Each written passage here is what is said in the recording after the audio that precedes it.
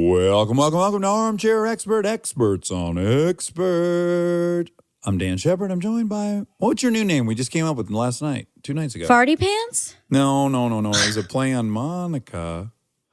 Monica. Oh, that's Monocle, right. Monica. Try to say that 3 times. Monica. Monocle, Monica, moniker. No, I can't. Yeah. Moniker, monocle, Monica. Moniker, Monica, monocle. No, I can't do it. It's very hard.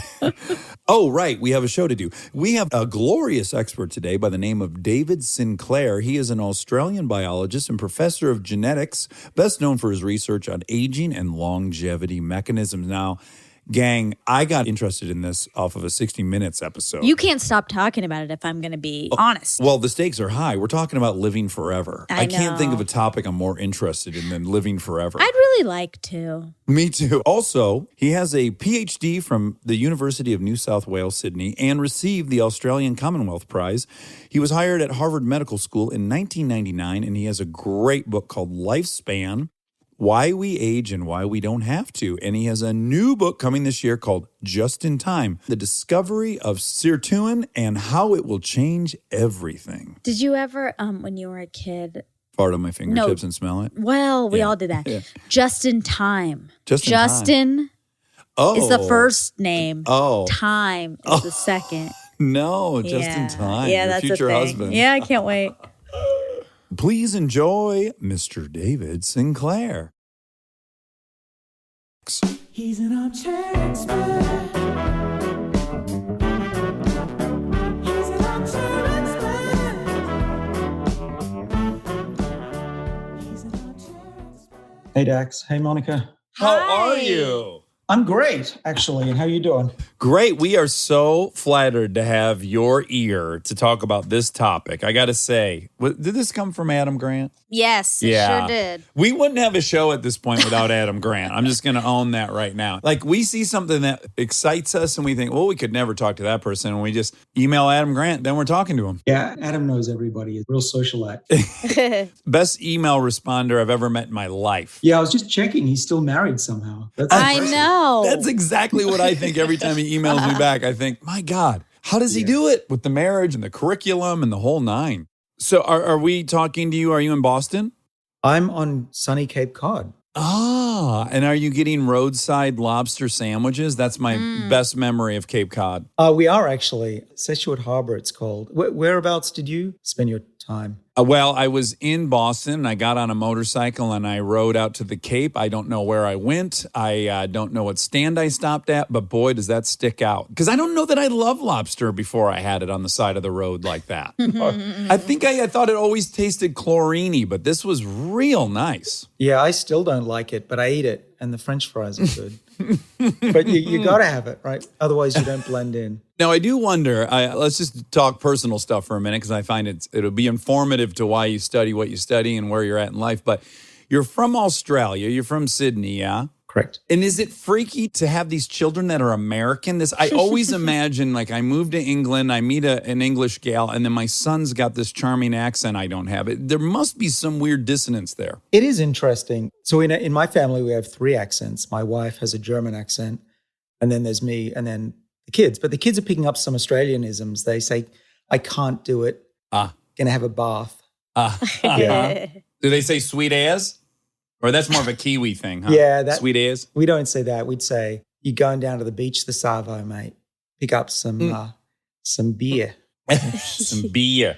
So when you look at your children, and I imagine as someone who at least minimally viewed this country as an other, on the other side of the world, you wouldn't be human if you didn't have some judgments of the American national character. And when you see your children exemplifying some of those traits that you probably viewed differently from the outside, how do you make peace with all that? And is it something you laugh at or go like, this is concerning? Well, it's both. I moved here because this is the freest place and you can be who you want to be. And it's a real meritocracy. And I've thrived here because of that.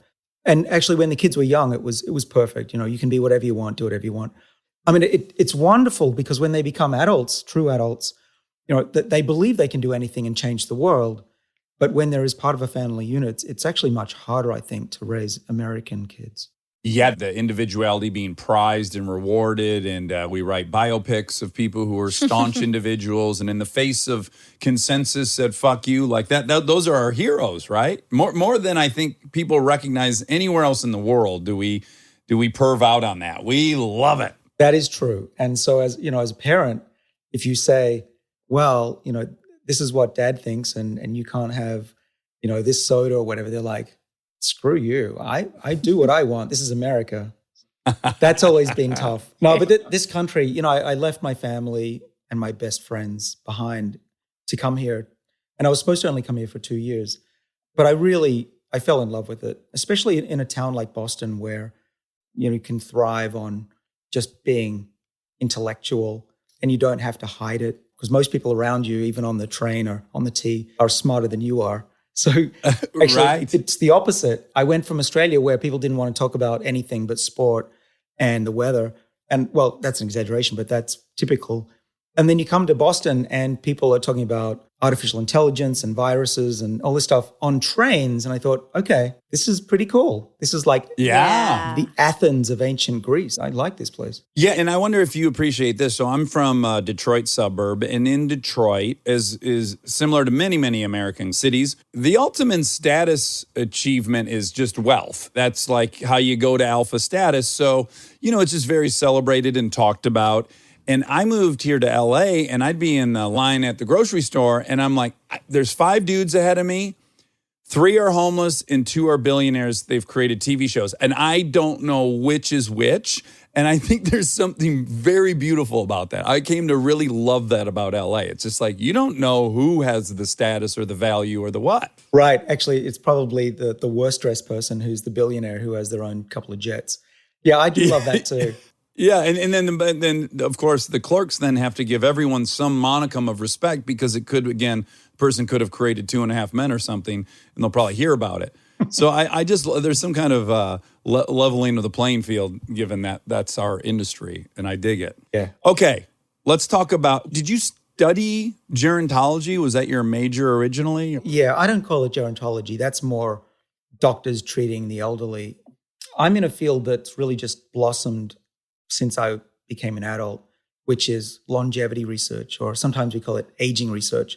Just make sure you don't call it anti-aging research. Okay, because then you're an ageist? No, it's got a bad connotation because anti-aging, there's a lot of snake oil out there. And yes. we scientists at these universities are trying to say we're something different than that. And, we're publishing these papers in the world's top scientific journals. We don't want to get mixed up with people who are selling stuff on the internet that's, just made up. We're aging researchers, not anti-aging researchers. Yeah, and you are shouldered with the history, since the dawn of Homo sapiens sapien 150,000 years ago, we've always wanted to live longer, and every attempt to do so has failed.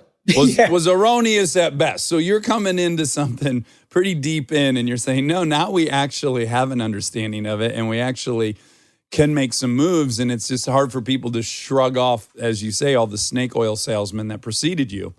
Yeah, well, it's been an uphill battle for sure to convince the average person who comes in with this healthy skepticism, and even doctors. I'm an academic at Harvard University. Most people there are trained in the traditional way, which is we don't care about aging. That's a natural process. We should just accept it.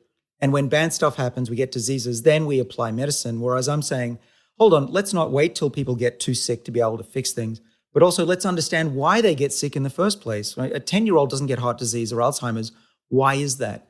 And if you could make an 80-year-old be as physically fit and resilient as a 10-year-old, would they still get those diseases? I absolutely think that they wouldn't. And that's why I think it's an important approach to medicine. But traditional medicine, they'll attack cancer, heart disease, and Alzheimer's with billions of dollars. But as soon as you say aging, they go, oh, that's natural, which is BS because these other diseases are natural too. Yes, a cancer cell is as natural as anything else, in the body, right? It's just a cell that's dividing and replicating. And I would say, yeah, there's this kind of implied vanity to the pursuit, right? Like you must be interested in it because either you're just vain or spiritually you can't accept the reality that we're all going out in a body bag. You know, there's all these weird implications. That's also an obstacle. Yeah, Dax, you're very intuitive that way. And that's been a huge obstacle. And even philanthropists who we survive on their donations, many of them, I think Bill Gates would be in this category, even though they're intrigued with this topic, they're afraid that they'll be perceived as, being selfish. But if Bill Gates is listening, I want to explain the situation. He's God. listening. He's listening. our biggest fan. Yeah. Yes. So here's the thing. Let me start with something personal. I'm not afraid of death. Absolutely not. I fly a lot. I've almost crashed many times. I don't even get worried about that. I'm fine with it. I'm not trying to live for 150 years, though. It's a good experiment. I wouldn't mind trying. So let's just make that clear. I'm not doing this for myself. What I am doing it for is I think this is the best way to approach medicine, that it can have the biggest impact for the dollar. And it's actually been calculated that the cost of one of these medicines, if we're successful, would give us an extra year of life for about $7,000, whereas a pacemaker costs society a few $100,000 and some go up to millions. So this is an economic solution. It makes social sense because we don't want people to be sick. And look at today's society. We know that elderly are dying a lot more frequently from even, COVID-19.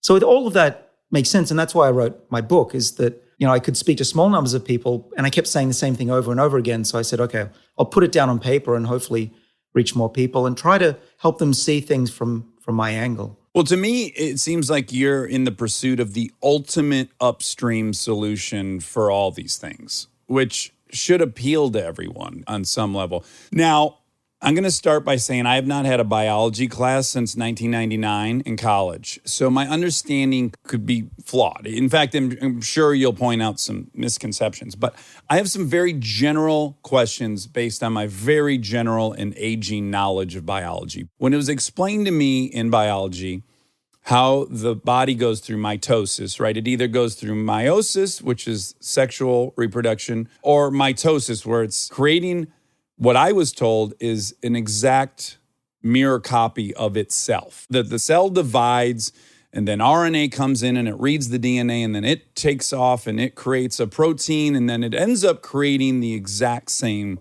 cell. Or do I have it right thus far? Well, it's never exact. You can't make a perfect copy of anything easily. But yeah, that's the principle of life. In theory, that. Well, in theory, but there are mistakes that accumulate. Right, which is where we'll get to with your research, which I find so fascinating. But just right on the surface, if you know nothing but that, or when I was 19 learning that in a biology class, my first thought was, well, then how could we ever age? If my body's making exact copies of every cell, then why do those cells change shape, elasticity, all these different things? What happens in between that replication and what I see, I guess, the phenotypical results of it being aging? How does that happen? Yeah, well, the problem is that there's this thing called entropy and things just fall apart. Everything around us falls apart unless we rebuild it. Now, biological organisms shouldn't be alive for more than 30 seconds, right? If we stopped breathing or if we took a cyanide pill, we'd be gone. But what we are very good at is using food, mostly, other organisms we consume, to overcome entropy, at least temporarily. You can't do it forever, even the universe can't. But at least for 80 years, a human being can repair itself and rebuild things and expand and divide cells, like you said. But it's not perfect. And it could be a lot better if there was evolutionary pressure on our species that we had to live 300 years. Let's say we never caught a disease, we never had a saber-toothed tiger kill us. We would have evolved the lifespan of a whale, which can be 300 years, or a Greenland shark, 500 years, or a tree, 2,000. But we didn't. We usually died in our 40s from infection or war or starvation. So our bodies are not evolved to live much beyond that, unfortunately. But it's biologically possible to live, I think, for many thousands of years. It's not against the law of biology or even physics, because we're consuming energy and using it to rebuild. Well, yeah, minimally, if you're just looking at a tree. I remember walking through the redwoods and they bisected a tree and they're showing you, oh, Jesus was alive here on this ring. And you get a real scope of like, wow, well, that's possible.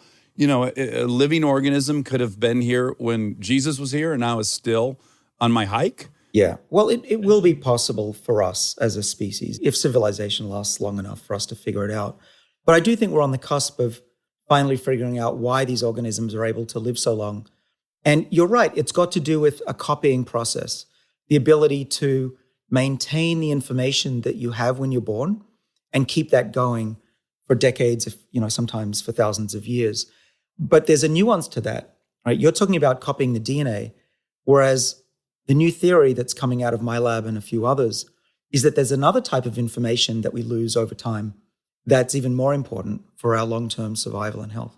Is that the epigenome? It is. Yes. Okay, so really quick, just to give a second grade explanation of this. So your DNA is literally the recipe, and anyone who's baked anything knows that you could have all the perfect ingredients measured out correctly, but you do got to bake it, and that's kind of nurture. Some things can happen in the cooking process, and you don't necessarily get what you want. But we have a kind of complicated system. But in general, it is your recipe that makes you the human you are that you see in the mirror. And then now on top, or this is how it was explained to me, again, I probably got it wrong, but on top of the DNA is the epigenome, and it's basically deciding what's going to be read from the recipe list. Is that accurate? Yeah, you're doing extraordinarily well for someone who hasn't done biology in 21 years. Okay, good. So now this epigenome will look at this, nearly infinite long of strand of DNA, and it's deciding what it's going to read and not read. So over time, this epigenome collects errors. It has a lifetime of its own, right? And by the time you're 70 or 80, it's actually not reading your DNA efficiently. Is that what's happening? That's what we see. It's a pretty new idea in biology, but it's catching fire. And I think within 5 years, it's going to be standard dogma in the field is my prediction. So you're describing it, Dax, as layers, where the DNA is a strand, which is about 6 feet long per cell. We have 26 trillion cells in our body, so there's a lot of it.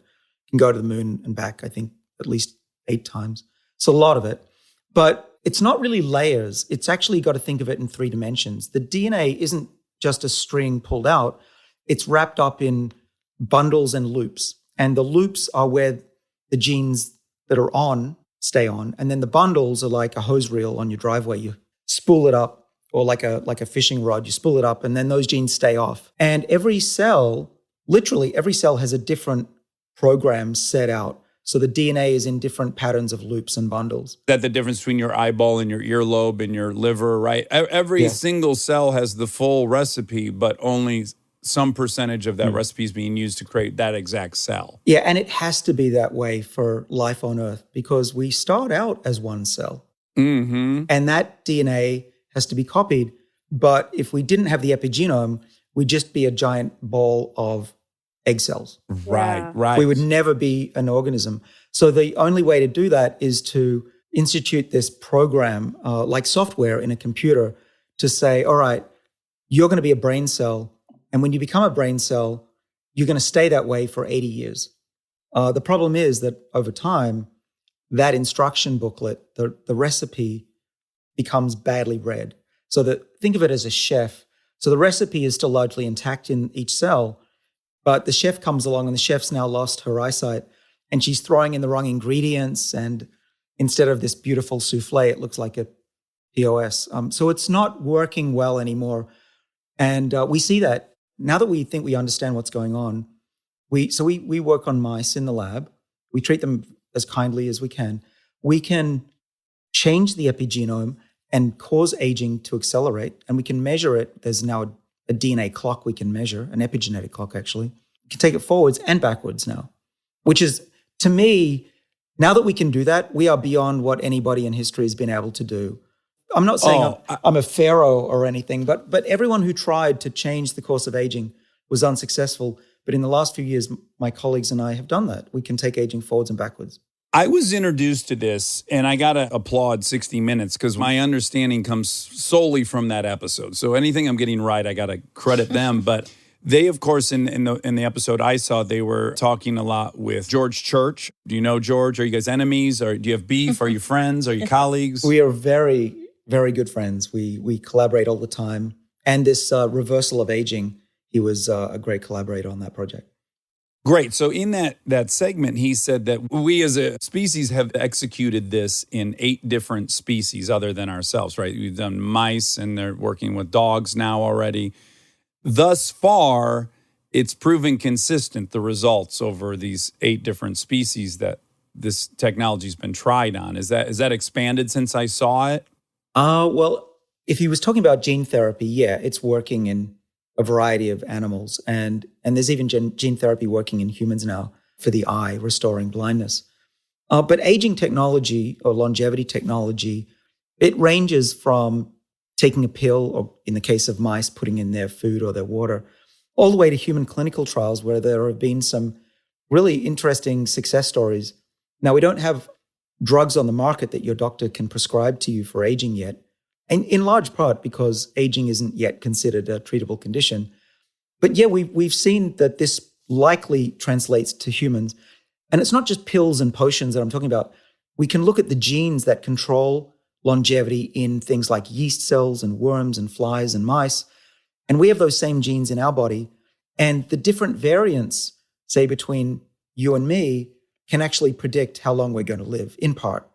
Wow. Okay. So could you give me a quick history of our breakthroughs leading up to this? Because I have to imagine the fact that you're behind the helm during the biggest breakthrough in all this, if it doesn't make you question whether or not we're in a simulation, I think it should. I mean, I think it's very crazy, right, that you and I and Monica in our lifetimes are witnessing this. Well, there have been a lot. We know that the time in the womb and early life actually impacts you many decades later. And that's not the genetic influence, that's the epigenetic influence. So that's important to know. Actually, only about 20 to 25% of your lifespan is determined by your parents' genomes, by the DNA. The rest is epigenetic, which is good news because it means how we live our lives, whether we're exercising, we're eating the right things, that can have a massive impact, more than even your genes. And there's some proof, am I wrong? We've had a couple different trauma experts on that have talked about that the epigenome can be passed down. This really kind of flips the whole Darwinian paradox. So, right, so early evolutionary biologists were thinking about it backwards, right? They were going, oh, a giraffe's neck is long because the parents stretched to reach that leaf and then somehow passed on that stretching to their offspring. And then we concluded, no, you can't alter your genes in your lifetime, no matter how much you stretch towards a leaf. But now it weirdly is looking like it's going backwards, right? Like that the accumulation of this epigenome may be transferred on and that your lifetime behavior may end up getting transferred, which is fascinating. Yeah. DNA is not your destiny. Keep that in mind. It's the most liberating thing you can think of. But it's pretty much agreed upon by all scientists that you inherit some of your health and longevity from your parents. Actually, the male sperm has the biggest influence on people's life, by the way. How so? I think by recollection, it was the age of the sperm has an impact on how long you live more than the mother's egg. Wow. Yeah. Oh, wow. How does a man cultivate? It's bad really... to have an old sperm. That's how I recall. Okay. You want fresh sperm on the table. Yeah, I can see a lot of guys running to the freezer right now to store some away. So I have a small lab in Australia, and what we did there was we made mice or rats, I forget which one. We made them fat, and then these were mums, and they gave birth to offspring. And those offspring from the fat mums were much more prone to diabetes than the mothers that were thin when they were pregnant. And that's probably true for us as well. And we often don't think about that as how we can influence the future health of our kids by what we eat. And that would have been a type 2 diabetes if I had to use the human kind of analogy, right? Exactly. So you made the mouse have diabetes through fucking up its diet, right? It wasn't born with a disposition not to make insulin in its pancreas. Right. It's type 2 diabetes. So the body wasn't able to take up the sugar and it put on more weight, became obese much more easily. And then pass that on. Yes. Yeah. It is amazing. And that's what the epigenome does. But you can counter it. So we have longevity molecules that we've developed that we could now treat these offspring and overcome what bad things the mother did to the offspring. Wow, fucking mind-blowing. Now, so if I'm understanding you correctly, so aging in essence is that epigenome just does a bad job at reading that DNA as it gets older, or it's not reading the stuff we would want it to prioritize, and that the technology that you guys are playing with is that you're kind of erasing in all these defects or imperfections that accumulate over a lifetime so that it'll go back to reading the DNA as if it's fresh. Yep, that's exactly it. We think of it as a reset button. Now, we spent the better part of 20 years figuring out why aging probably happens, that the epigenome's involved. And one of the breakthroughs that was made by actually a good friend of mine, Steve Horvath at UCLA, is that there's a particular chemical that accumulates on our DNA as we get older called methylated DNA. And he found, he's a mathematician, he found that if he could plot where these were changing, he could predict the age of a person. Oh, wow. Think of it like plaque that it glums onto your teeth over time if you don't brush your teeth.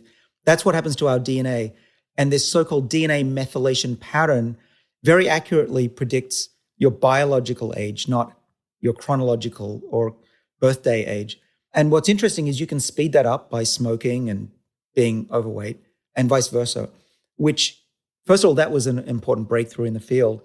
And then what we realized was that we could use some genes from embryos to reset that clock, to get the plaque off the teeth or off the DNA and basically restore the clock back to a much younger age.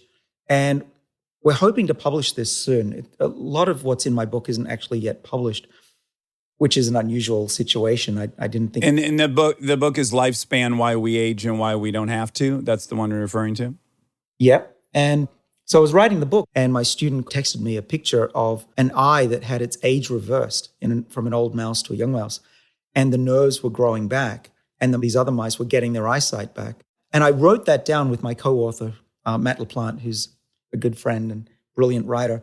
And so in an unusual situation, a scientist, myself, was able to record what it was like to make a discovery for everyone to experience.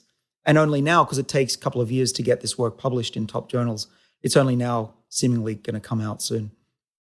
I mean, it's so exciting. I try to bridle my enthusiasm about the future because so often we get a little too excited. But I remember learning about CRISPR and going like, well, that's that. I will never have a disease as long as I live. Yeah.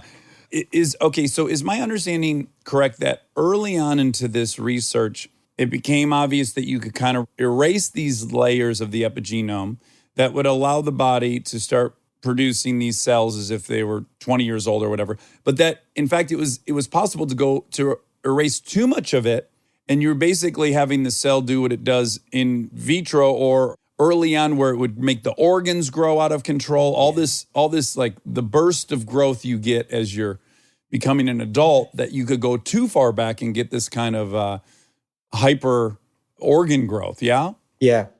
Right. So that's the key step that we figured out. A big breakthrough around the same time as my friend Steve Horvath was made by a Japanese scientist, probably the most famous Japanese scientist currently, Shinya Yamanaka, discovered that there are 4 genes in early life when you fertilize an egg that can be put into adult cells to erase their adulthood and get them back to being a stem cell that you can turn into anything.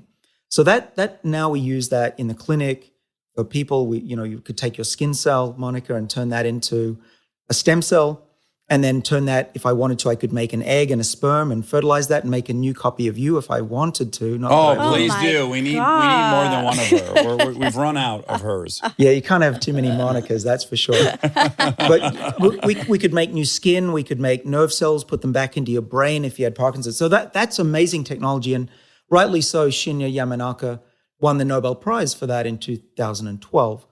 But what I don't believe he realized was that these same genes can drive aging backwards. But like you said, Dax, you can't just throw these 4 genes into a mouse or a human and expect good things to happen because you'll just have a giant ball of stem cells and probably the world's biggest tumor. It's very dangerous to play with that. But what one of my students, brilliant student, Yuan Cheng Lu, he realized that instead of using 4 of the Yamanaka factors, if you just left out the dangerous one called MYC, which is a known cancer-causing gene, then the other 3 Yamanaka factors, they took the cells back in age, but not so far that it caused any trouble. And so now we could wind the clock back in a safe way. And now we're having a lot of fun being able to see what happens when you reverse aging in complex parts of the body, like the eye. Oh, Stay tuned for more Armchair Expert, if you dare.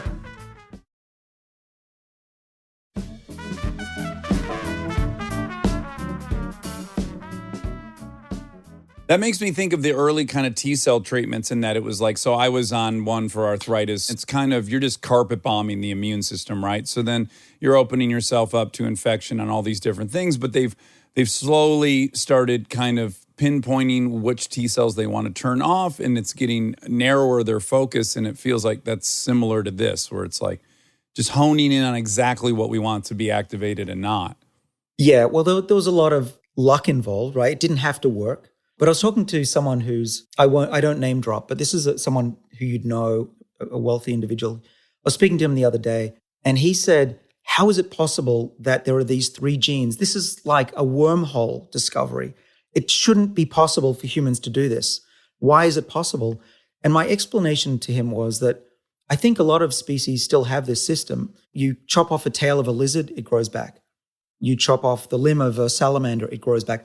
I think that life has had the ability to regenerate, but we've lost that ability, and now we're rediscovering how to use it.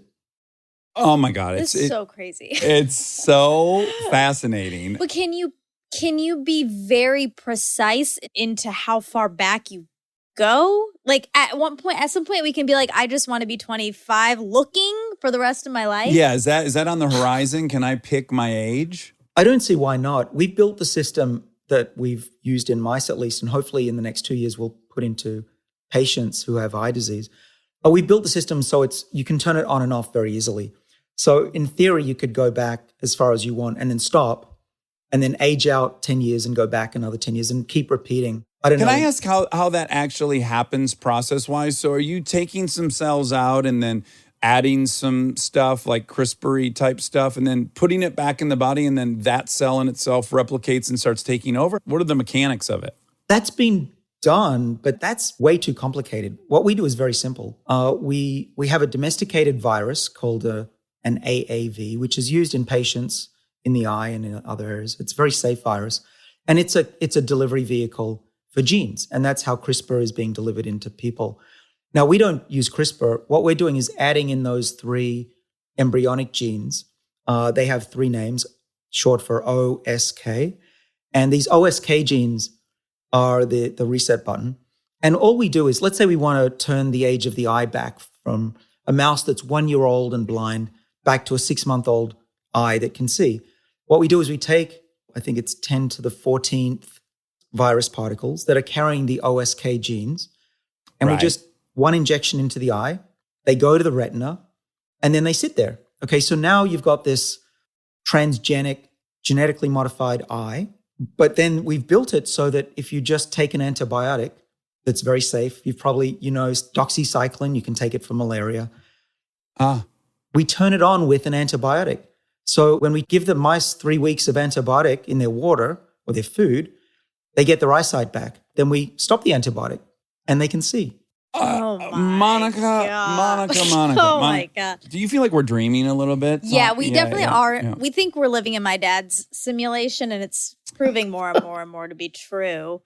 But I mean, I'm sure we'll talk about this, but there's fear around this, right? Oh yeah, hold on. Okay, Yeah, okay. I got a whole lots to cover. section of that. Before I ask that, I have this one question, and we've got to have some pretty awesome biologists on this podcast, Dawkins being one of them, where I pose this question. It still boggles me, is why isn't there any thing in the archaeological record, why isn't there any animal that mutated to just not age? It just seems like something that would have to have happened numbers-wise. If there's something we're now doing in the lab, it seems like it could have existed over the millennia. Why hasn't anything ever mutated into living forever? Well, first of all, there are species that have what's called negligible senescence, which means they really don't age. Trees, obviously, there are some trees that are 5,000 years. They still have seeds that seem young. Lobsters, right? New England, where I'm at right now, these lobsters just get bigger and bigger, and they seem to be just as healthy as when they were young. And there are so lots of examples of those kinds of animals. But are they immortal? Probably not. No one's ever kept a lobster for 1,000 years in a tank. We don't know. But there is a reason why we tend not to have species that live forever. And the reason is that evolution builds what's necessary, and that's it. And it is not necessary to be immortal to replace yourself. By the time you've had 2 or 3 kids, you're done for. So I just turned 50, so I'm basically now expendable. My kids are almost grown up. Well, what's made sense to me is obviously it almost couldn't happen in females in the way that we've conventionally thought of female reproduction having a window. But men, I see 90-year-olds getting women pregnant in the news. It is conceivable, at least, that the male of that species would be incentivized to spread that mutated gene where it never ages. Yeah, but once you've got children, they can go ahead and spread it. The force of natural selection that keeps you alive declines with time, with aging. And there's a cost to being immortal. Energetically, if you're only putting your energy into living forever, you're probably going to breed very slowly. And, think about whales, think about trees, that they tend to breed very slowly, whereas a little mouse that'll live 2 years and a rabbit pumping out the babies. So there's a trade-off between longevity and reproduction that you have to get right. And that's determined on your environment and how likely you are to die. Yeah. One interesting thing about women is, so no men have ever died in childbirth that I'm aware of. And women used to die often in childbirth. So it's a dangerous business for women to have kids. And so you find that the ovary is one of the first things to age out in a woman. Yeah? To protect them from dying in childbirth. That's one reason we interesting. think why there's a difference between males and females. But interestingly, we've found that by turning on a set of longevity genes that we work on, we can actually, in animals such as mice and probably horses, we think, we can reverse the age of the ovary, and now those animals become fertile again. Oh, wow. Oh, my goodness. Wow. We just published this, if anyone wants to look it up. And so we think that the old idea that women run out of eggs needs to be re-examined. Yeah, and so instead of freezing eggs, which is commonplace now, maybe the treatment would just be new eggs at 45. Is that what you're well, if the mouse results are true for humans, a 45-year-old could take a month's worth of pills and produce very healthy eggs, either for IVF or natural birth. Wow. Oh my gosh. Wowzers. Okay, I think I have this elementary understanding that you're going to go back to an earlier state of the cell by erasing some of this epigenome. But how does the cell know what it was? Well, that's the million-dollar question, and we're chasing that right now. We call this thing the observer because there's a very famous mathematician from MIT, Claude Shannon. I'm a big disciple of his. Back in the 1930s and 40s, he was basically figuring out how to maintain information. And he was talking about radio signals, but today, basically, the internet is built on his theory. And what he said was, okay, if we're going to have a perfect signal at the other end, we need a backup copy so that if we lose a little bit of it, we get the full copy. And we call this the TCP/IP protocol of the internet. And it's why we can't pretend that we didn't get that email. It always comes in now. And that's because of Claude Shannon, right? And so he called this the observer. We'd call it these days probably a backup copy, hard drive, or, even a hard drive is old-fashioned now. But you know what I mean. So we think that there's somewhere in the cell the equivalent of this observer, a backup copy of youthfulness. But we don't know where and how it's stored, but it must be there. Because here's a new thing that we discovered in my lab that we'll publish soon, is that these marks on the DNA, this scum, this plaque that accumulates, it's not just 5 or 6, it's about 20,000 different changes that occur across the big 6-foot strand of DNA in each cell. Now, when we reset the cell, we had a look recently, how many of those little sites got reversed and by how much? And what we discovered was that pretty much all of those many thousand got reset nearly perfectly. And the little sites that changed a little bit got reversed a little bit. And the others that went crazy and went the other way got reversed back to where they were. So there's not just a message somewhere in the cell that says this piece of DNA needs to change. It's by how much as well. So there's two types of information we're looking for. Now, if you want me to speculate what is the observer physically, and I'll probably be proven wrong in history, but I think it's probably a chemical that is on our DNA that we haven't found yet, or we know it exists, but we've ignored it for the last 50 years. Or it could be something else, like you mentioned RNA, Dax, this other type of genetic material like coronavirus has as its genetic material. Maybe there's RNA that's stuck between the two strands of our DNA, and that says this is a region that needs to be reset. And maybe the information in that RNA strand is telling the cell that it needs to be fully reset, not just a little bit, and which direction as well. But yeah, I think that, if we talk again in a year or two, I might have the answer for you. But that to me is the one thing I need to figure out before I die. Yeah, a Herculean task, I'd label it. Now, so even for people who are maybe bumping on like living forever, there was other stuff in that same 60 Minutes piece with your buddy, Dr. Church, where he was saying that we could make changes to our DNA that would virtually make it impossible to get any virus. Oh, sure. Are you familiar? Oh, yeah. Can you walk us through the mechanics of that? Because I think that's something that could really appeal to people without the kind of ethical dilemma that we'll get into in a second. But yeah, how could that work? Well, I don't know what's on George's mind, but off the top of my head, I could imagine ways to engineer our cells so that we block all of the receptors so they can't get in, or we engineer ourselves to have a natural immunity against all viruses. And we have very strong antiviral mechanisms that take a while to ramp up, but we could engineer ourselves to turn them on at will. There's plenty of ways. So for instance, HIV gets into cells through a certain receptor called CCR5. And there are naturally people who don't have this receptor, a few percent, and they're luckily, unable to be infected and get AIDS. Did he tell you about genetically modifying that baby in China? No, tell me that.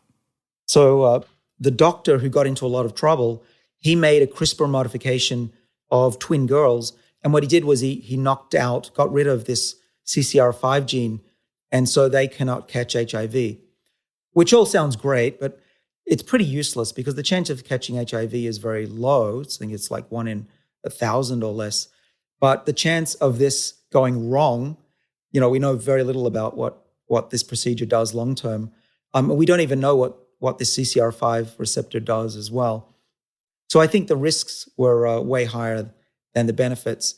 I think if he was going to do that, I'll just go out on a limb. If you're going to do it, why not change genes for longevity or heart disease or Alzheimer's? These are things that you definitely are going to have to suffer through. Yeah. You stated that you have slowed down aging in mice, but you've also made mice smarter. You've made mice run twice as far. Oh, yeah. That was fun. Yeah. I mean, I can't imagine what it's like being you, where it's like you have this idea and it probably seems harebrained at first, and then you figure out some way to execute it. And then just watching the results must be a very unique experience, to say the least. Well, what usually happens in my lab is I ask somebody to do something, right? I'm useless. I wouldn't know my way around a mouse if you gave me one. But I have these ideas, and I have a very smart group of 20 or so PhDs who will often do what I ask them to do. Not always. Yeah. And so when I say, let's just try making a mouse run twice as far, usually they'll say, David, that's crazy. I got more important things to worry about than doing that. And then I just keep pestering, and 3 months later they try it. I'm not always right, but I do find occasionally I am. And when I am right, it's a lot of fun. And in this case of the mice running a long time, what actually happened was the scientist, Michael Bunkowski, he called me up and he said, David, we've got a problem. He said, The old mice kept running so long that the treadmill has stopped running. It broke. Oh my god! You had a treadmill issue. Yeah, a little thin treadmill. And I said, oh no, we've wasted 2 months of our time. And it turns out the treadmill didn't break. It's just that the software that was written for it never expected a mouse to run so far. And these were old mice, and they were outpacing even the young ones. Oh, wow. Okay, I don't know. This has nothing to do with anything, but you've mentioned now several of your students who have proven themselves to be geniuses or pioneers in the field. What is the interpersonal experience of recognizing one of your students who's been looking to you for guidance? There must be a moment, right, where it clicks like, this student is smarter than I am. I've now got to transfer this relationship into you go further and tell me how this works. What is that dynamic like? Well, that's the best part about being a scientist, is to have your trainees go off and do bigger and better things than you do. And it's very easy to be smarter than me. I'm just a kid from Sydney who has an imagination. I don't actually do the really hard work. The work that I did when I was a student was with yeast cells, making beer, and we did make beer. But we also discovered why they grow old. But what they do is really difficult. I love the turning point. Typically, a student goes through various stages of grief and anger and whatever, denial in my lab. And they get broken down and we rebuild them into the real scientists they can be. I mean, it's really true. A grad program at Harvard is like West Point training, because most students who come into Harvard have been the smartest people in their class. Yeah. And they come in, not all, but there's often some arrogance like, oh, I'm here, everybody. Let me win a Nobel Prize and show you how it's done. Yeah. And then after about 2 years of them failing, and I had this actually with this brilliant student, Warren Cheng, he was about to give up because the reprogramming was just making the cells into cancer and not stopping at youthfulness. And I said, don't give up. Everybody goes through this. Let's try one more thing. And we did. We did the eye. And it worked. And this is time and time again. Really, I find I have two jobs. One is to put them on challenging questions, because it's very easy to answer a basic question. If you know what the answer to the question is already, it's not worth doing. You want to do something that has a 10% chance of working or less. And Which, then, by the way, gets harder and harder in science the more we learn. It's just like an escalating issue. right. Well, that's why we took on reversing aging, because there's not other things you can do. But then they start to hate you because they think they've wasted their lives and they should have gone somewhere else. And David's crazy and he's got no good ideas. But then they break, because then they get this beautiful result where they go, oh, now I know what David was talking about. And then they blossom. Then they go off and they can do amazing things. And You've just described the exact trajectory for every actor in Hollywood, which is like they were the hottest person in their town, and then they got here and they're like, fuck, everyone's hot? What am I going to do now? And then they got to figure out what's unique and beautiful about them. yeah. But you got to have resilience in both industries, right? Because it's tough, really tough. Yeah. They'll break you if you don't keep getting out of bed every day. Okay, now as I was watching you speak today in numerous interviews, I could not help but draw the parallel between a book I'm currently reading about Oppenheimer.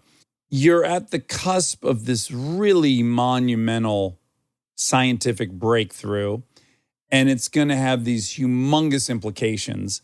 And to watch how Oppenheimer, and surrounded by all these very thoughtful, intelligent people, were both solving the problem and, when free time permitted, evaluating the downstream consequences of it. And in that situation, of course, we're up against the fact that had not they done it, someone else would do it. So that's just an imperative that they're working under. It's like, all your ethical dilemmas aside, best we have the technology, not everyone else.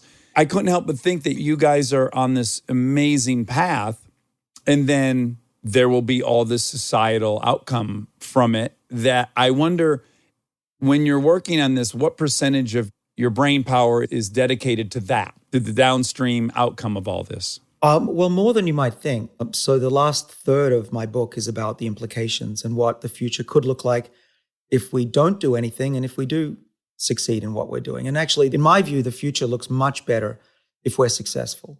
It's not all good, right? There are some people you don't want to live a lot longer, and politicians are getting older and older, and there's all that. But the overarching benefit to society, if we utilize this, is that, I mean, who wouldn't want to spend an extra year with their parents and prevent them from getting cancer in their 80s?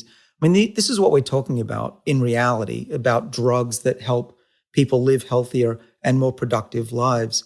And so I think a lot about it, but I also do think about the downsides as well, about population growth and what are we going to do about jobs if there aren't enough to go around. So I'm working with mathematicians right now over in London, trying to actually build mathematical models to understand what society will look like and even the impact on the economy of the globe.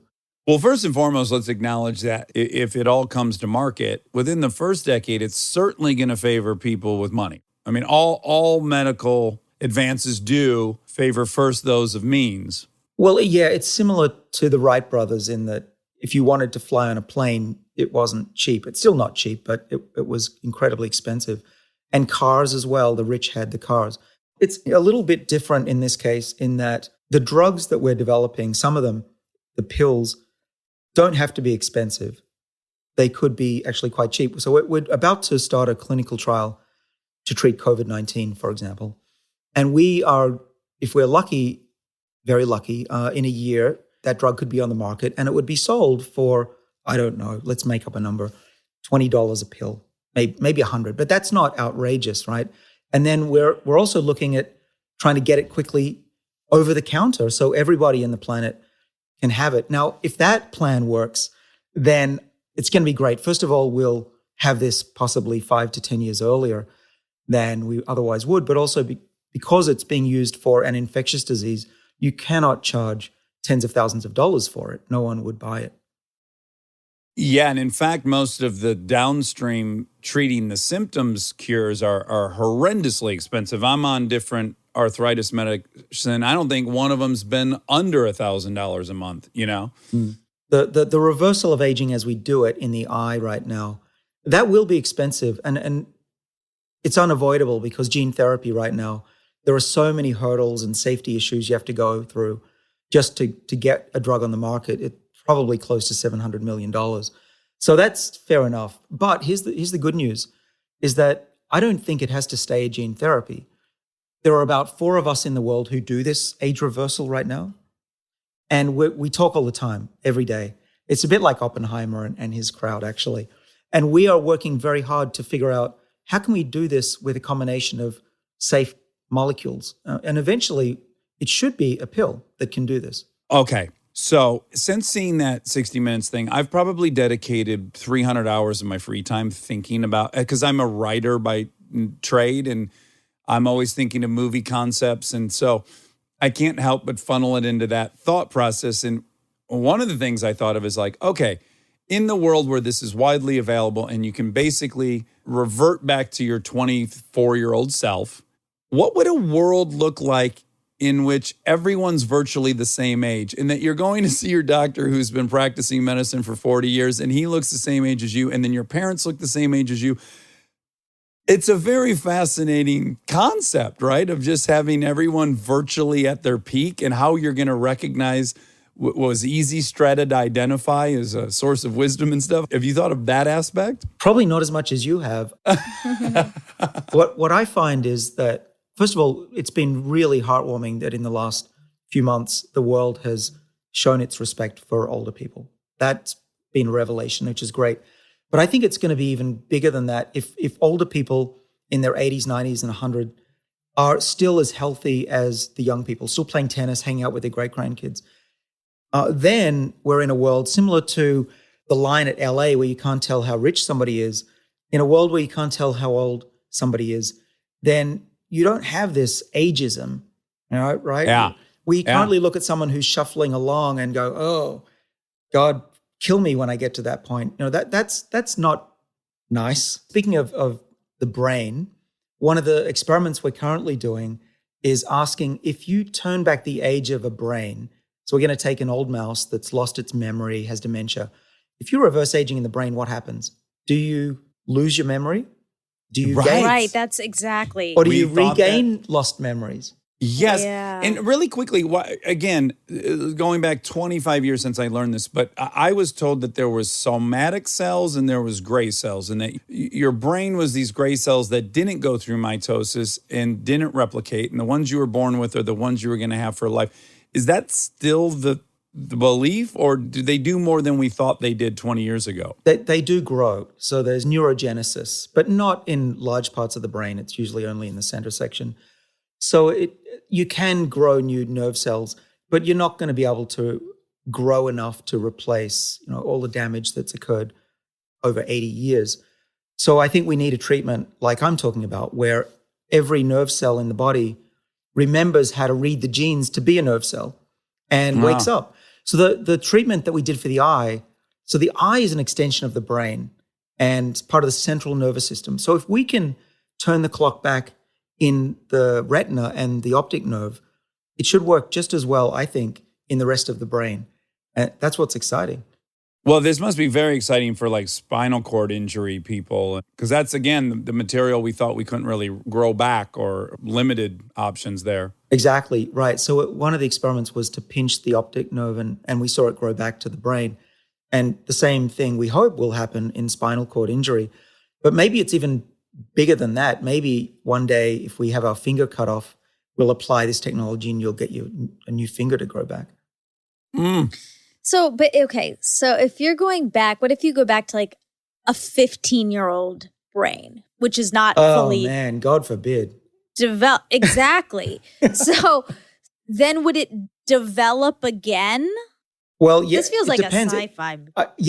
This is interesting. I haven't thought about this, but what if your brain starts producing hormones like you're a teenager again?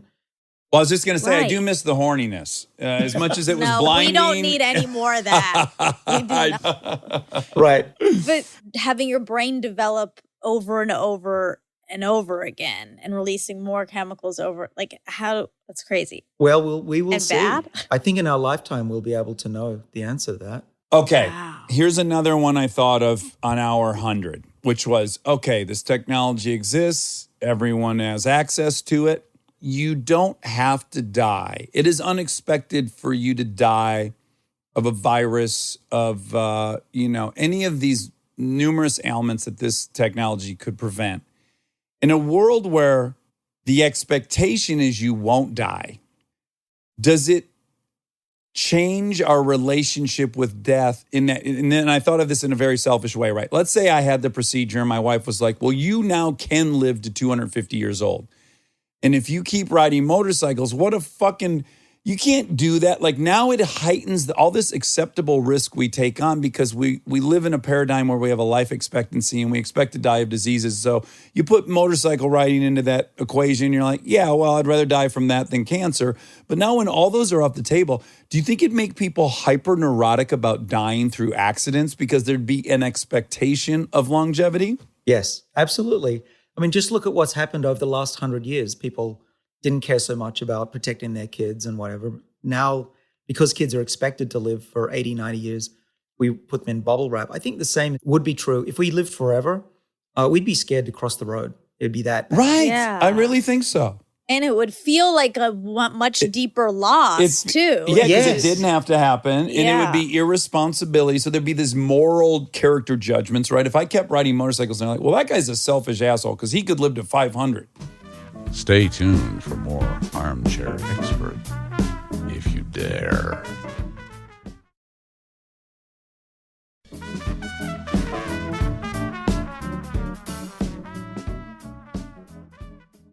Also, what about suicide? That will probably rise a ton, because if you feel like this is literally forever, I want to get off the ride. I'm choosing to get off. Right. Some people have said they may not get married.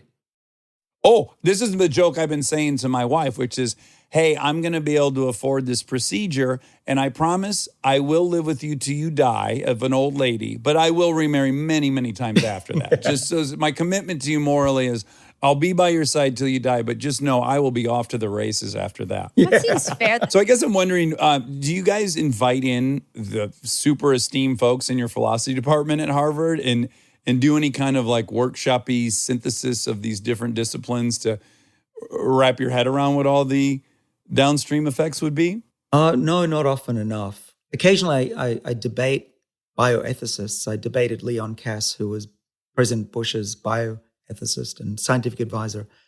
And we clashed terribly. He thought that treating aging was abhorrent and would reduce the agency of life. And we wouldn't wake up every morning with joy. We'd just be lethargic. And I totally disagree. I don't get out of bed every morning because I know I could die. I get out of bed in the morning because I got stuff to do. I'm enjoying my life. I'm healthy and I'm excited about it. And that's going to be true if I'm 100 or 200 or whatever. My gratitude is not rooted in the inevitable death I'm going to experience. No, we could all die tomorrow. That's enough motivation. Look the wrong way crossing the road. But it's an incredible thought that we may be able to have multiple careers and multiple lifetimes. And for people who make the wrong choices when they're young and go and do the wrong career, if you have extra time, yes, reinvent yourself at 60. Yeah, the panic and people throwing in the towel and all these things we think of being it too late. I like the notion of that being off the table. Right. And if you've been breaking rocks either physically or metaphorically your whole life, it's not fair to expect someone to keep doing that for another 50 years. But that's why I think we should have the chance to start again and have a skill batical kind of thing where you're allowed to take a couple of years off, maybe paid to go and learn something new. Yeah. Yeah, the system will need to evolve with this technology. Because if we live in our current system with this, I do think it's going to be disruptive. Yeah. So the whole thing has to evolve. Yeah, actually, the most exciting thing for me is that I might outlive all my enemies. Sure. Are they numerous? I have a list of people that I'm not fond of. There's about 10 of them. But generally, I forgive people. I don't have a lot of enemies. I think we're all in this together. It's a hell of a ride. It's difficult. And, we got other problems than to hold grudges. So I don't think I have a lot of enemies. I have a lot of people who, in science take pot shots at our work. That's what we're paid to do as scientists. So, sometimes you take it personally, but as I've gotten older, I've realized it's not personal. It's just business. Yeah. That's the underpinning of peer review, right? You're not doing your job if you're not critical of everyone else's research and claims. Yeah, but it's a tough career, especially when you're young, similar to your career. As a young scientist, you don't know if you're going to make it. And at a place like Harvard, your chances of staying are probably less than 30%. And you have to be the best at what you do. And every time somebody writes, oh, Sinclair's full of it or whatever, it really hurts because you could lose your job, lose the city you live in, you have to move. But once you get tenure, which means you cannot be dismissed, that's a wonderful thing because all of that fear of getting kicked out goes away and then you can just dream up this crazy stuff. And actually, George Church gave me the best advice of my career. He said, once you get tenure, just do the stuff you want to do. Just do it. And that's what has led me here. I'm just doing what I want to do rather than what I think I should be doing. Yeah. Well, I am so grateful you're doing it. Now, have I not thought of a moral conundrum that you want to bring up? Is there one that vexes you? Like, I don't have a great response to that problem it'll create. Not really. I'm a glass half full kind of guy, and I think humanity can solve any problem it puts its mind to, whether it's social or economic or medical.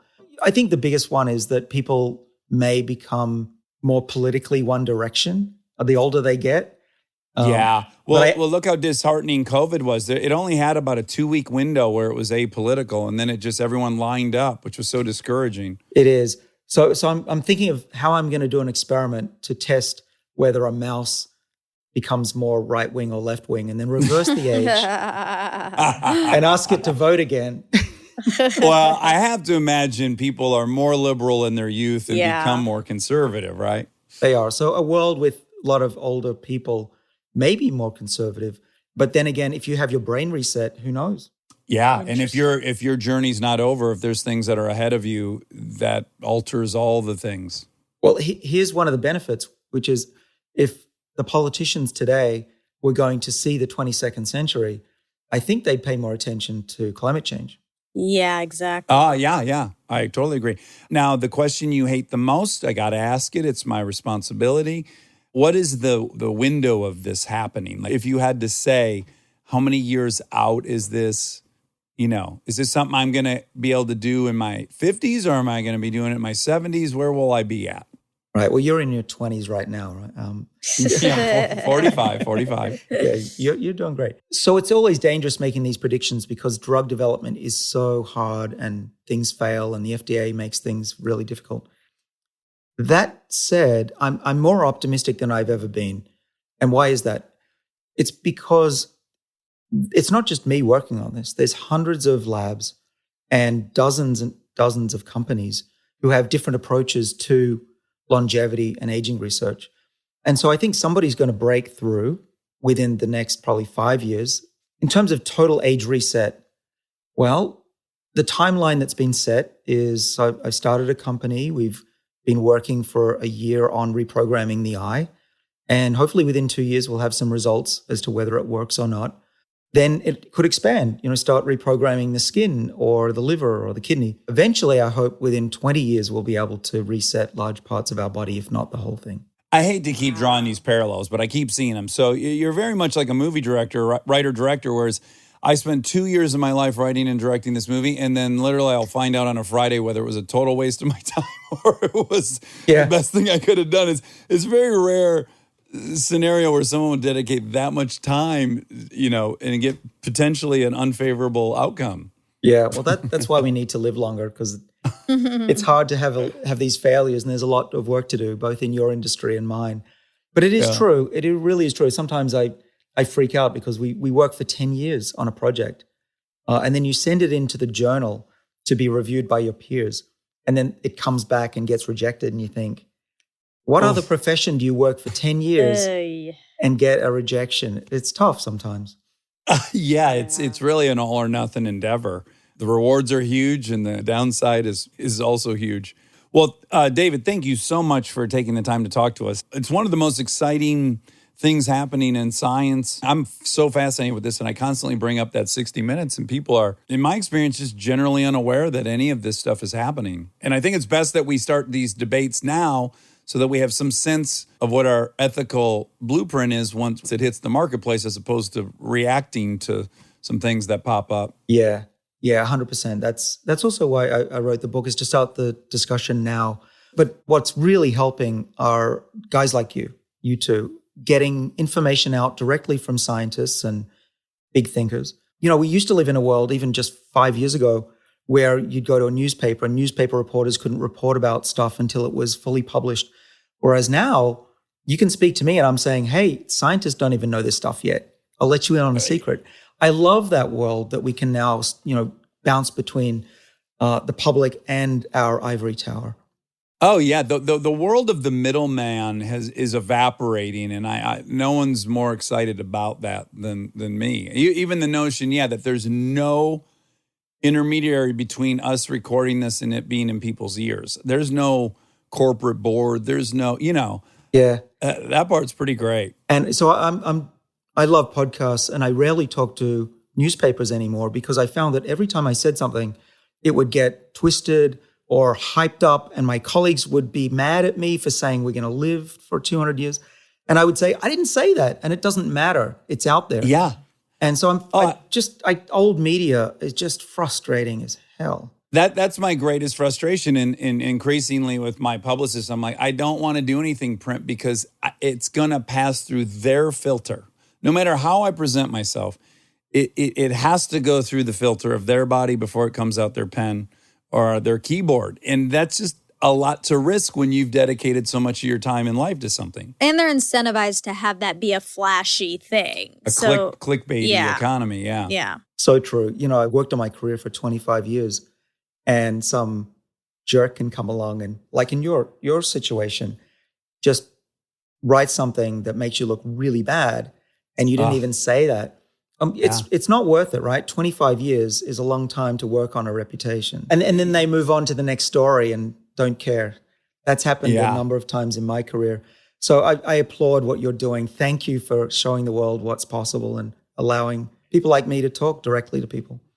Yeah, well, this is forever at your disposal. Anytime you think there's info that people need to know, please let us know, and we would love to have you back as many times as you'd like to come back.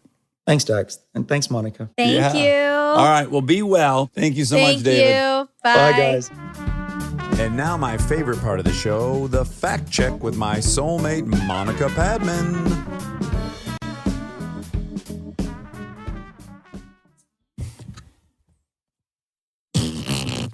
We're rolling, Monica, so don't do that. Ew. Don't do that. Oh, okay. I'll stop farting really Monica. loudly right into the mic. You're disgusting. You disgust me. Oh, you know what I really like? What do you like? Michaela Cole, and it's I May Destroy You Yes. on HBO. We Yes. are obsessed. We love it. Oh my gosh. We have so much housekeeping because that's old news. That is old news, but it's new news because I didn't know anything about her. And Joy Bryant, our good friend Joy Bryant, forwarded me an interview with her in Vulture that was so phenomenal. It was. It was really top notch. And she basically says in there that the world can be divided into two people. The people who like talking about poop and people who don't. And she's in the liking to talk about poop category. And I was my like, gosh. oh, she's a shoo-in to be on this show. Oh my. She's made for it. I'll do 2 hours on poop if she wants to. We talk too much about poop, No, we but do now not. I know that we don't. That's right. Well, honestly, I feel felt a little better. better reading that someone I assess as being a genius Yeah. talks about booty. We should tell people about Pootie. Okay, so we had puppies for a while, 2 weeks or something. How many puppies? 3 pups. 3 puppies. They were so cute. They were really cute. And then when they would take a shit, it was a baby poop. It was Yeah. a puppy poop. Yeah. So it was kind of runny and a mess. And stinky. And it was very stinky and very specifically stinky. And I started referring it to Pootie. Like, I was like, does anyone smell Pootie? It just felt like it would be right to call it that because of the dog. And we were really going off on saying Pootie a lot. Yeah, we're like, oh, I think this Pootie might be in my shoe. Uh-oh, someone got Pootie on their shoe. And then we got to talking about that. It sounds really gross. It's pretty much the worst word you could possibly yes. think of for poop. And I'm going to have you explain why, because it will sound misogynistic gosh, if I do. Okay, Well, I will. Just you talking code. Okay, the reason it's disgusting is because it kind of sounds like a mix between poop and also a female Yeah. erogenous zone. Well, yeah. You almost said G-spot? Erogenous G-spot. And yeah, so we're like, oh, the it's kind P of word, the P word. Yeah, and it's combining poop with that word. There's yeah, and something- it kind of sounds like maybe you didn't wipe well as a girl. Yeah, and yes, and there was a yes. substance that was made, and it's called Pootie. I'm so sorry, I'm so sorry. but not sorry. Oh my gosh, all of our fact checks have been nasty recently. Yeah. That's all right. That's okay. Booty. Pootie. Booty, booty, That's Pootie. That's one of our housekeepings. Another is I got Jordans. Oh, yes. Yes. First pair of Jordies. Yep, you picked them out for me because you're a connoisseur. I don't have an eye for a lot of things, but I happen to have an eye for Jordies. That's right. And you picked them out. They're Animal Instinct 2. 2.0s. They're gorgy. We bought one for you and Kristen as well. They're sick. As soon as I got them for Sick. you, I started looking for them for me, and then I couldn't find them. And then, like Gift of the Magi style, you found them for me. So Yep. really, you didn't get a free pair of Jordies. Yes, I did. Well, it's kind of a push. No, It's a push. that's fine. Mine were probably even more expensive because the Well, size let's not wasn't talk available. about Oh, it. okay, yeah. Yeah, they're gorgeous. And there is something so special about that box arriving, especially now that I've watched The Last Dance. I feel even more connected to him than ever. Mm-hmm. Well, and I said, correct me if I'm wrong, but you were going to kind of just get your shoes out. And I was like, no. This is Yeah. a thing. You get the box with Yes. Jordan in the air and you stare at it for a second. yeah, you wanted me to like really savor it. Eventize and I did. it. Yeah. And build. And the 23 number is all over the little packaging. Oh, And then you crack that top and it fucking, yeah, it stinks. oh, it's stanky like a Jordan. And only a Jordy stank like that. And Oh, it is yeah. delicious. Oh, It's really the funnest box to open, I it think. is. It was really fun. And I love wearing them. Okay, another update. We're in Sedona, Arizona. That's a rhyme. And gang, get in your car and go to Sedona. Oh, I had my never God. been here. Me and either. It's outrageously gorgeous. It's so unbelievably beautiful. It does not get old. We've been here for about 9 days, 10 days. yes. And it is not old. And we're Like, not on vacation, okay? We're not like vacationing during COVID. No, we're not. I'm working. I'm shooting Top yes. Gear And we wanted to still be able to record a bit. So Yeah. I came and the family as a commitment came. to you, the listener. That's right. That's right.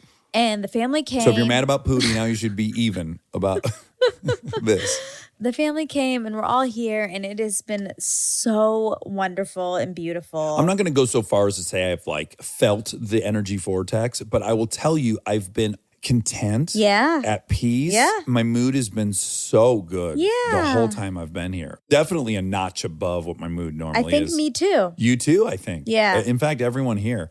Well, I'm also on Oh. antidepressants. Huge house cleaning, and this will really embarrass the fuck out of him. Okay. We got here day one. Oh, There's a yeah. huge mountain behind the That's house with some dangerous rocks to climb.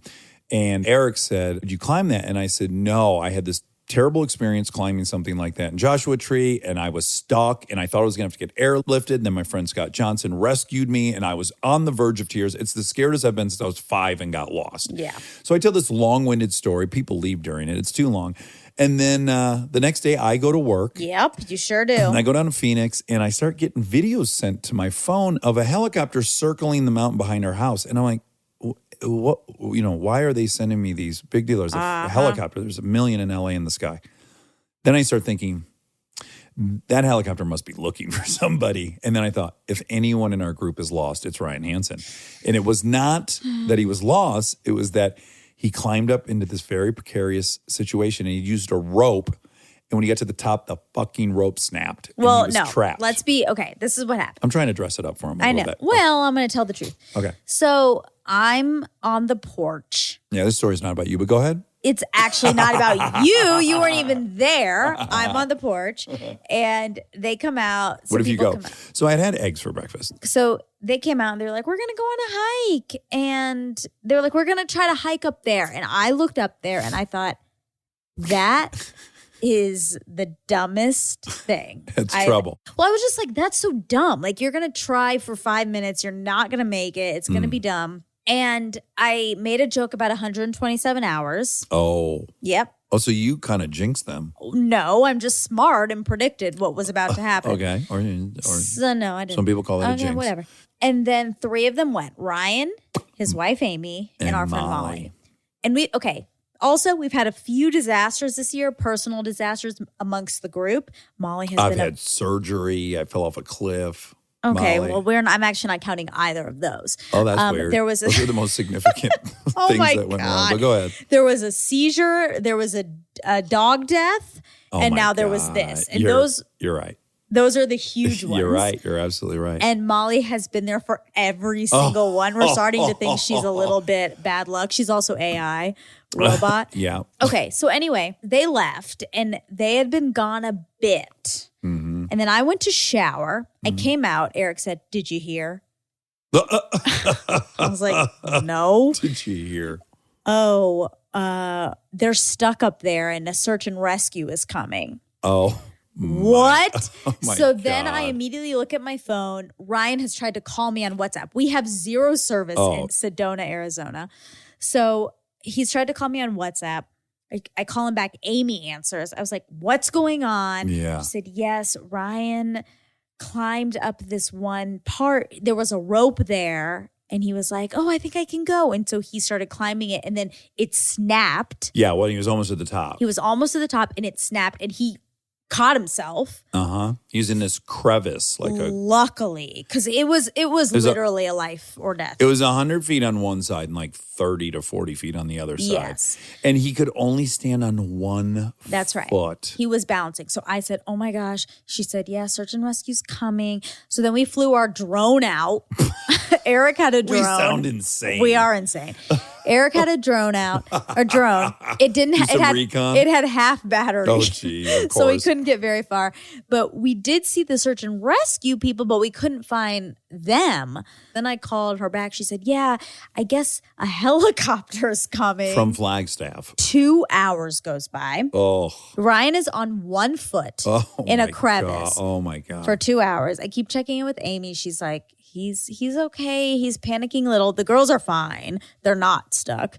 And she's like, he's panicking a little. And every time she said that, I was like, uh-oh. Like, what if he passes out? Because he's forgetting. Oh, my gosh. It started to get so scary. Finally, the helicopter comes. We're like, yay! And even still after the helicopter comes, it's like 20 minutes before we see Ryan's tiny body hanging from the helicopter on a rope. just soaring through We've the all air. seen this image. You see it on the Yes. news once a He year. was airlifted out. Oh my God, on like 100-foot rope. Oh my God. It was something. Yeah, it's been a big year. Anyway, but with my Jordans, Yeah. I almost dropped them in a lake and I was very upset. Yeah, we hiked to a cool river to Yeah, and swim. I almost dropped Oh, them. there's It a was little disgusting. pro tip I would like to give out. Anytime you get to a new city, Google best swim holes in. Oh. I swear, almost everywhere I go ends up having some like 10 secluded swim holes, and they're always great. And you know what we've learned? I'm not a very adventurous person. Did we learn it? I already knew it. Did you but- admit it, or did we learn it? Oh, I don't need to admit it. I feel totally confident in that because people get airlifted and people are getting hurt. And Well, you do have such a paradoxical personality because, you were also a high flyer. for sure, You have all these elements where you're a total risk taker and then some that you're not. It's inconsistent, with the high flyer, I don't consider it a risk. which is so stupid. That is No, it's way not. more dangerous than any car stuff I There's do. preparation before you get up in that air. Okay. Okay. Okay.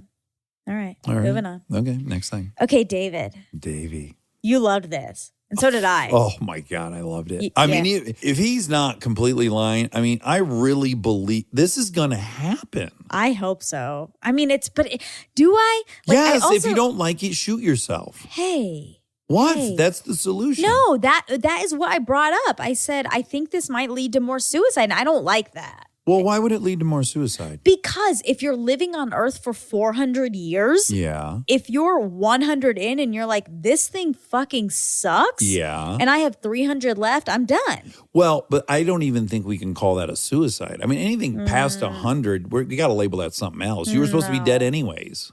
Well, okay. Yeah. I That's just. not a loss. Yes, it is. If you could If have so- 300, okay. If a you're that 200-year-old man shoots himself, you think that's a loss? If I'm that person's kid and I could have 200 more years with them, yes, that's a huge loss. Okay. Well, this person was a tycoon. No one liked him, and he only bought himself the procedure. Okay, well, Okay. all right. There are a lot of ethical questions. Oh, you betcha. I mean, they don't.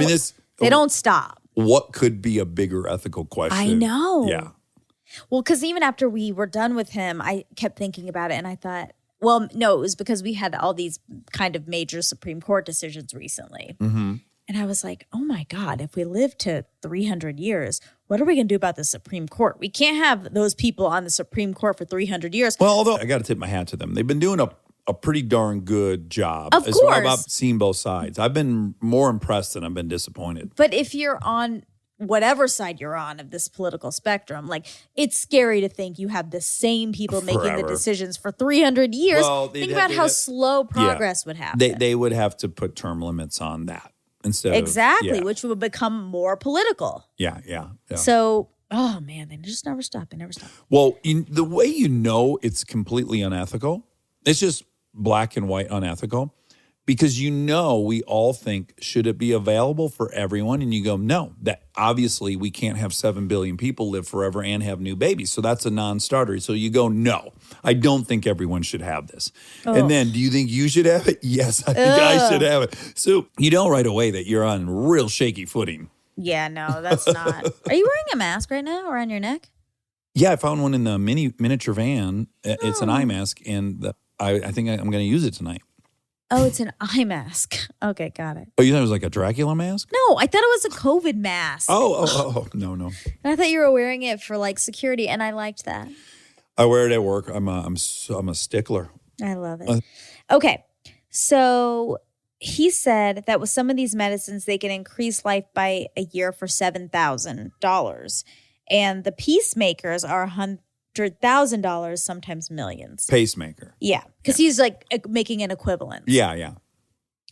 So total. I thought you said peacemaker. Oh, I probably did. Pacemaker. That'd be an ironic name for a bomb, wouldn't it? The peacemaker. Oh no! Now you're seeing my right wing side. I brought up guns a minute ago, and now I'm talking about bombs. I see your right wing side all the time. It's what I fight every day. What are you talking about?